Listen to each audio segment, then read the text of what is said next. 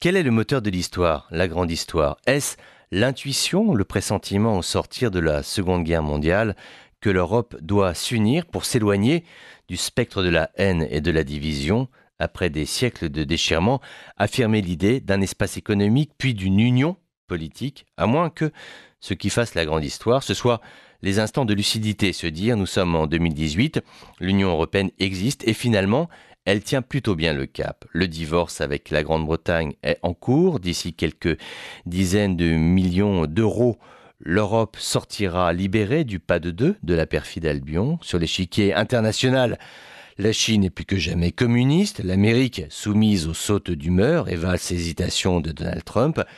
Quant à la Russie de Vladimir Poutine, elle rejoue une pièce, une partition que nous lui connaissons bien en créant de la profondeur stratégique par le drapeau et la poudre sans remporter la guerre des cœurs. C'est le spectre de la satellisation, la bonne vieille histoire de l'hyperpuissance et du château de cartes. J'imagine la neige tomber derrière les vitres du Kremlin avec le crépitement de feu au loin qui se fait entendre et loin, encore plus loin, très très loin.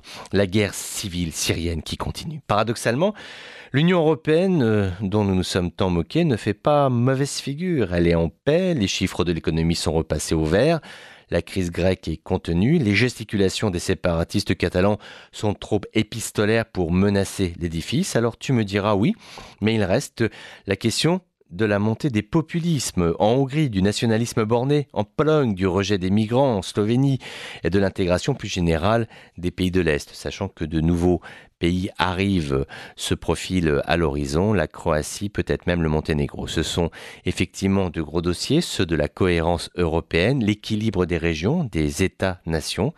L'occasion peut-être aussi de se réconcilier avec l'idée de la construction d'un espace politique en se disant que finalement celui-ci ne fonctionne pas si mal que ça. Tu sais, aujourd'hui, quand tu regardes la planète Terre, si tu as la paix, la croissance et la modernité, tu peux déjà te dire que tu passes entre les gouttes. Ce n'est pas forcément la panacée, mais quand même, l'Union européenne, on a beau dire ce qu'on veut, elle, au moins, elle fait le job.